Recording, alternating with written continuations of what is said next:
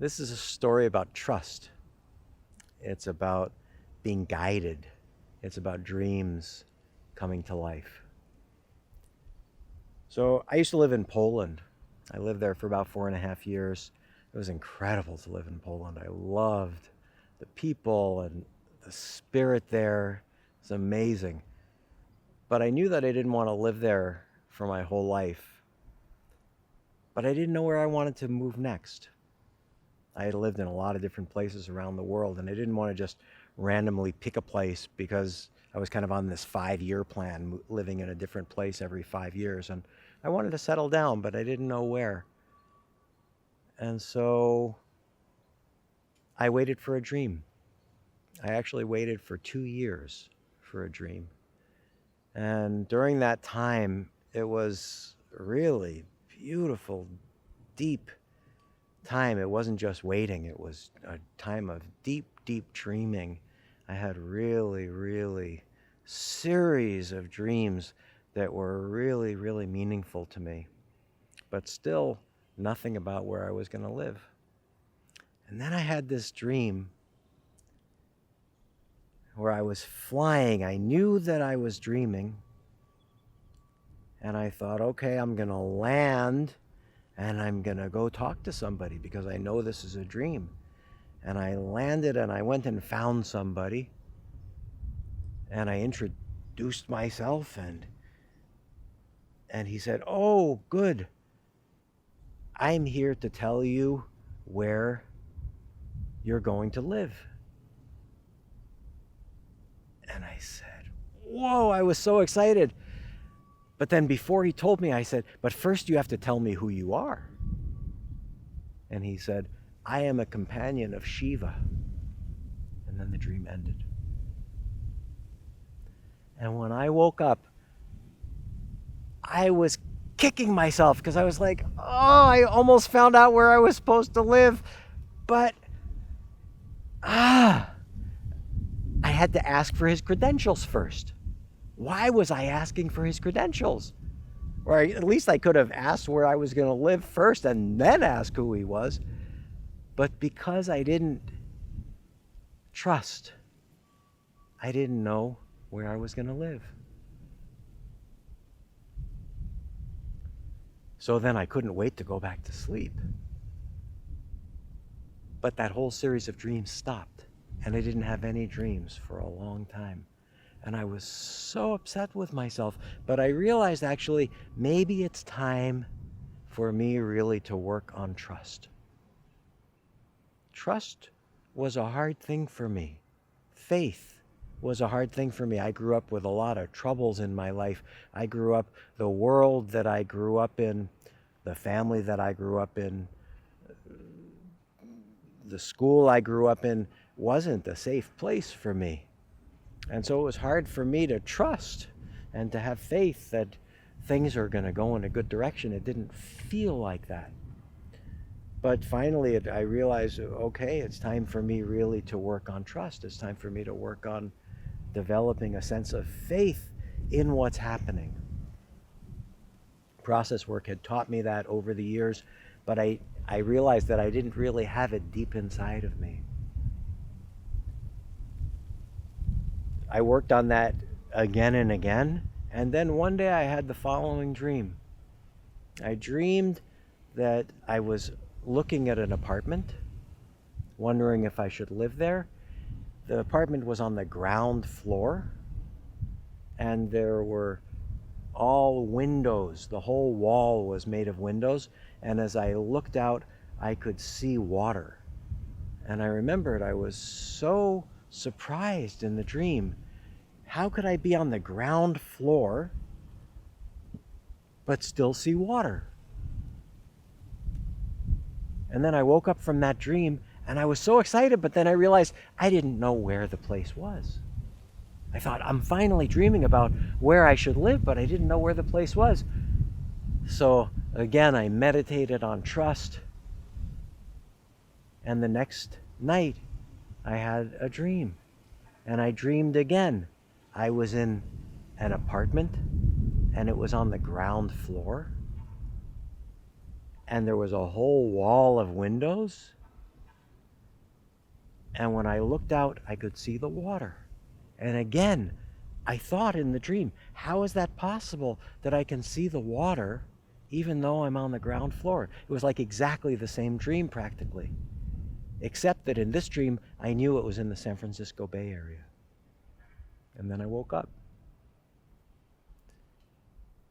Now, I have to say, I was really excited, but also I thought to myself, is that really the right dream? I don't know. Is that the right dream? Is that like really it? It's like still, it was hard to trust, you know? It was like, and then I went to my computer and I checked my email, and there was an email from my dear friend Tabor, who I hadn't heard from for a long time, for years. And he was sending me an email for the first time in years. And he said, hey, Lane, I'm moving to the San Francisco Bay Area, and I'm wondering if you want to move there too. And I was like, and I just felt shaken all over. I was so shaken. And I automatically, for some reason, went to my stereo and I put on this song, Somebody's Knocking at Your Door, by the Reverend James Cleveland. It's such a beautiful song, and it is such a beautiful recording. And I can't do it justice at all. Not at all, but it's the basic thing of it is, somebody's knocking at your door. Somebody's knocking at your door. Oh, sinner. I like saying dreamer. Why don't you answer? Somebody's knocking. I know him at your door. Anyway, it goes on. It sounds like Jesus. Anyway, it's obviously a gospel song. I love that song so much. And I put that song on repeat. And I played it for what must have been an hour. And I just wept. I don't even know what I was feeling. Awe. Touched, shocked, surprised, and like, what is that organizes that? And then that sense of like, somebody's knocking at the door, like, why don't you answer? Like, when that knock comes, you gotta answer.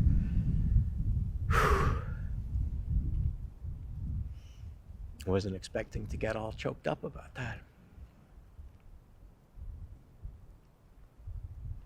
So I moved to the Bay Area. And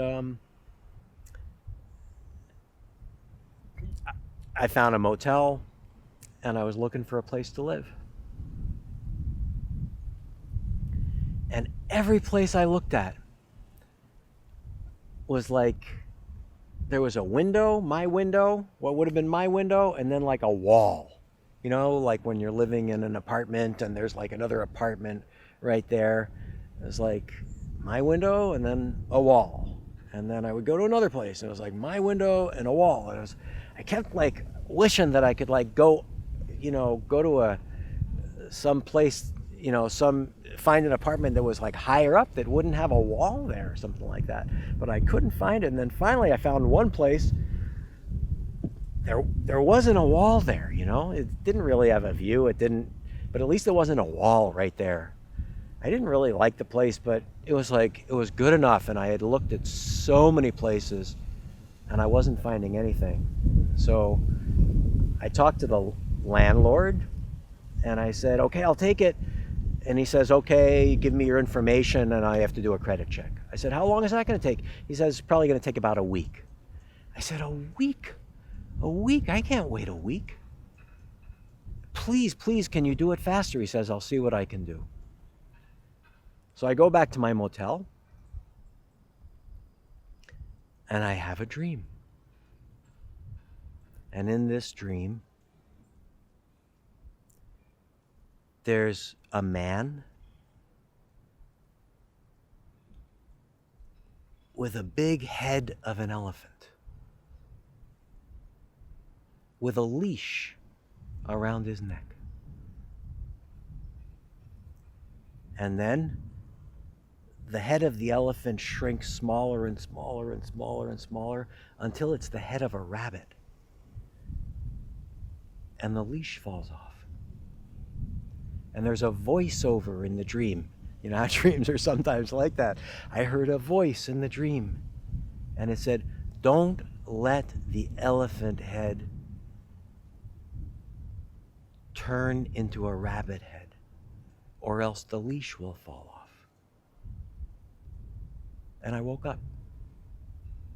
And I meditated on that dream when I woke up.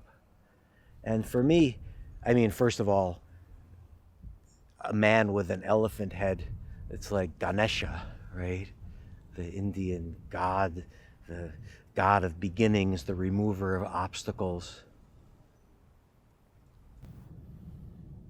who also, by the way, happened to be the son of Shiva. And if you remember that other dream, it was a companion of Shiva. So that kind of shook me up. And then, but then I also thought, for me, I had dreamed a lot about elephants in Poland. And for me, elephants came to mean something about going one step and one step and one step and being on my path, knowing that my path was just being with this step where I was. And I realized having an elephant head meant for me being in that frame of mind where I'm just, here I am, that's my path. And that if I let that elephant head shrink to a rabbit head, a rabbit is just gonna get scared and jump in the first hole.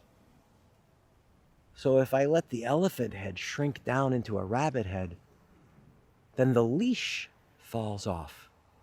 In other words, I'm not being led by something. And I realized, whoa, that dream was so important. And in that moment, my phone rang. And it was the landlord. And the landlord said, "Congratulations, your credit check went through. You can have the apartment." And I was in a conundrum in that moment. This is what I call a Taoist butcher moment. Chuang Tzu tells this story about the Taoist butcher. That the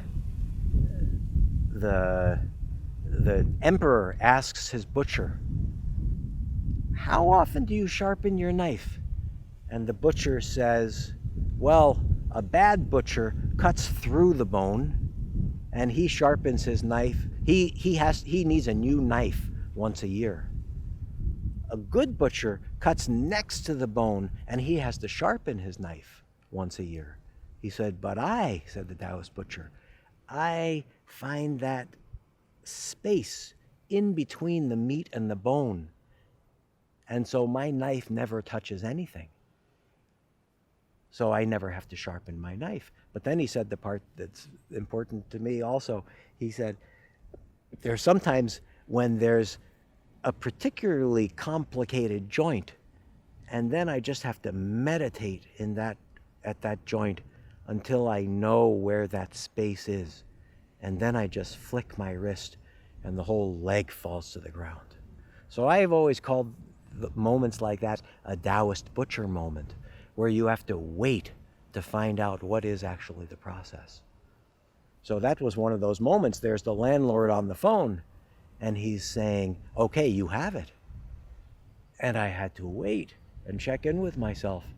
And I realized if I took that apartment, I would be letting the elephant head shrink down to a rabbit head, and I would lose the leash. So I said, "I'm so sorry. I know I hassled you to do it faster, but I can't take it. Thank you very much." And hung up. And I bowed down to something, I don't know what.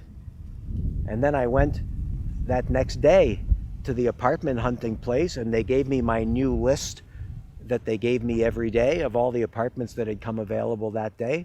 And I went to the first place on the list, and it was a big, tall apartment building. I thought, good, now I'm going to find something on the top floor. Yay! And I'm finally going to have a view. The landlady opens the door, and she shows me an apartment on the ground floor. And I think, And she opens the door. And there's a whole wall of windows.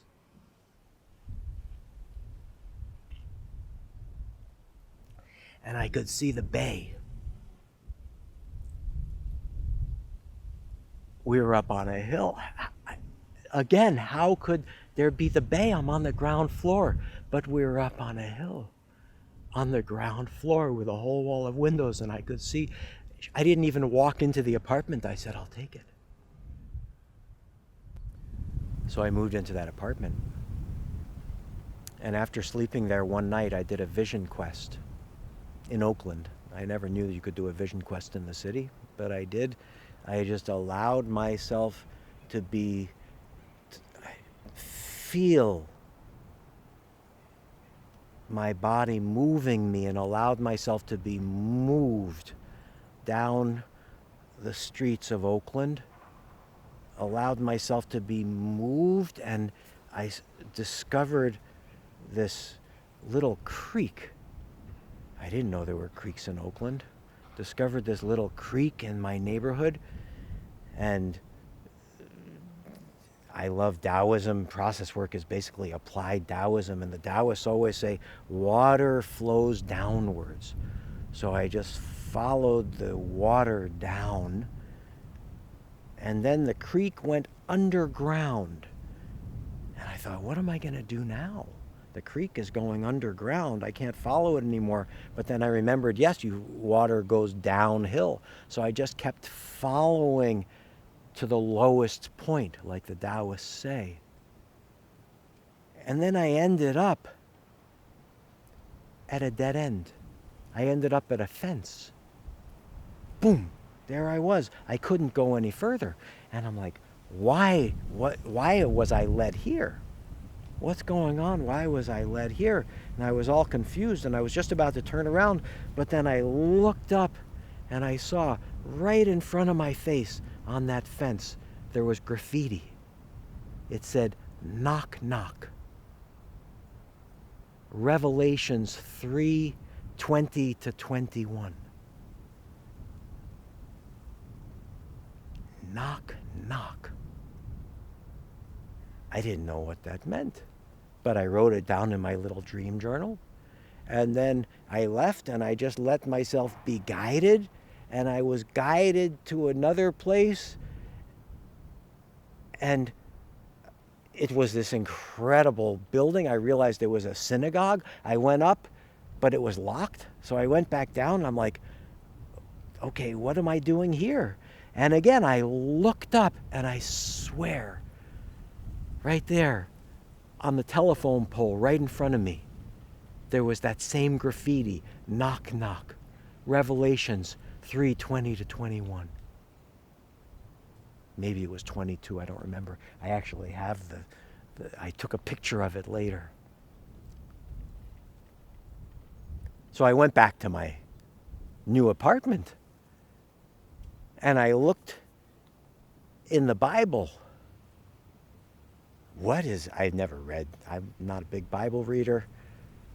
I never read Revelations. I opened it up. Revelations 3:20.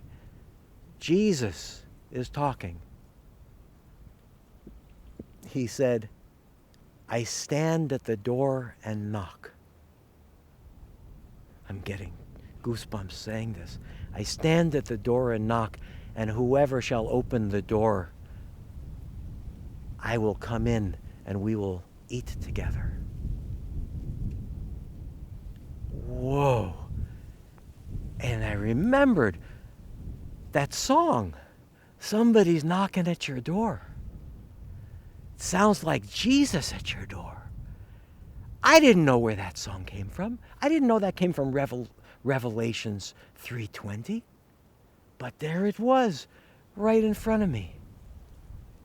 And I just bowed again to whatever that is that organizes all of that, to the divine. And I realized, whoa, this is what I'm here for.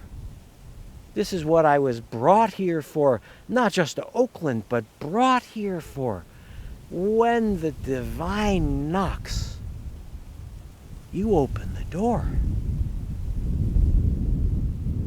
Oh. So that's a big thing in my life now. The divine comes in many ways. That knock comes in many ways.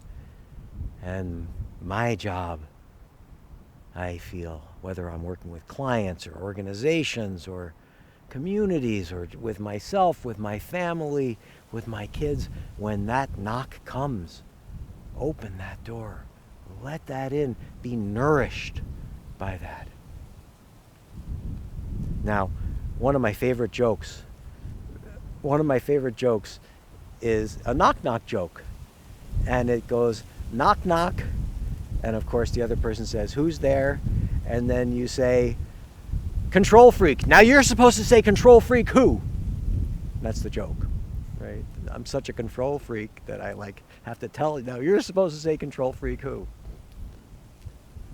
And the reason that's one of my favorite jokes is that I'm quite a control freak. I like to make things the way that I want them to be, right? Growing up in a thing where things weren't always safe, I want to make things safe. I want to make things good. I want to make things happen. I want to make, right? So that's one side of the knock knock, is knock knock. Now you're supposed to say control freak who? But this gave me a new perspective on knock knock. Knock knock. Knock knock.